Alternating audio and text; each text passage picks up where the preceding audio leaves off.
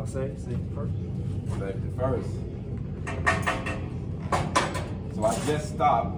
Now I'm about to tie back in. We're working on tie-in, so stop and start. So I stopped about maybe a couple inches down from where he stopped the last time, and I'm gonna tie in and go the rest of it.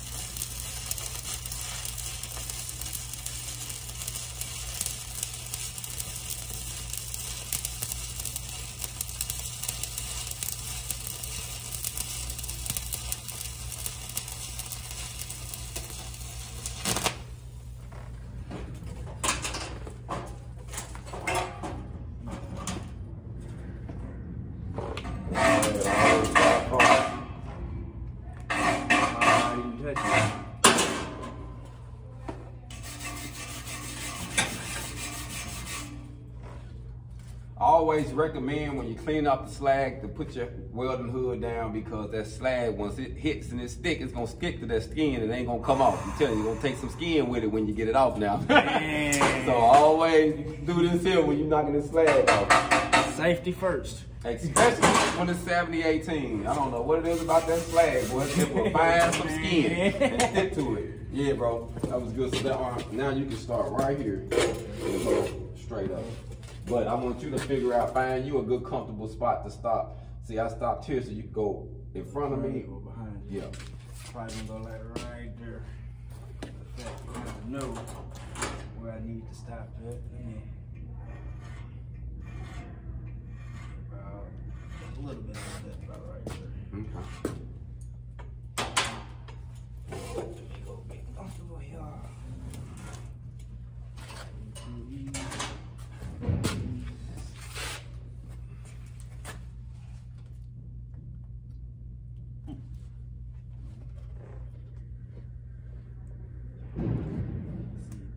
That's another problem too.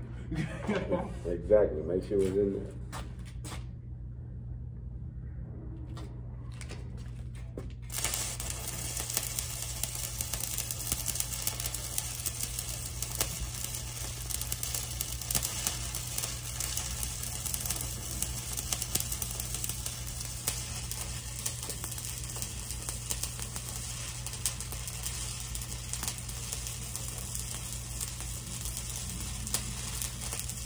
Right beside it, that's good.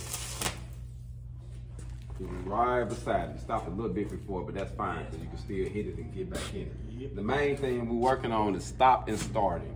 So it's good to work on your stop and start while you're working on your beads, because right now we're just running beads.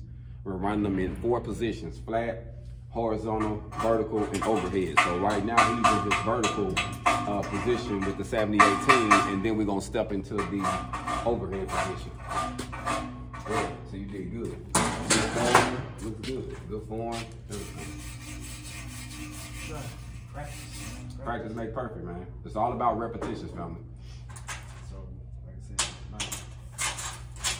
aim, I want to aim it. Like right before, like right here. Just do it like a little 6, sit right there, and then just keep going. Yep. Yep. What you said. This ain't right ahead, but we'll put you don't use that one, never heard nothing. We'll use the other one again. It'll get used. Yep. Right about. I mean, when you did it.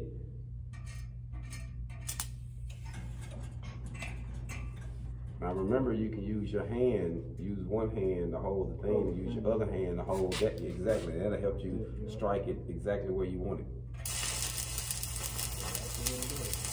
Hey, it felt better, didn't it?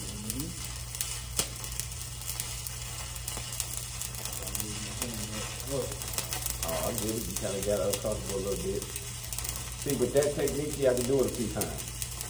But you didn't go out, though. You kept it lit. So that's a plus. Normally you get the slide and they'll stick it. Right. So you did good, but with that technique, you just gotta do it a few times to actually master it, so that way you can do it. But you see how easy it was to start then? And you know, it's always different ways. I won't call it cheating, but it's, you know, it's just different ways, different techniques you can use to make it better and get more comfortable at what you're doing. So just remember, family, when you're learning, get as comfortable as you can, so that way once you get it, you're not going to be in comfortable positions all the time, and you will be able to master the weld. You can still put a good weld, even though you might be like this, or you might have a leg up or something. When you're welding, it happens, fam. Y'all be blessed. Hold on.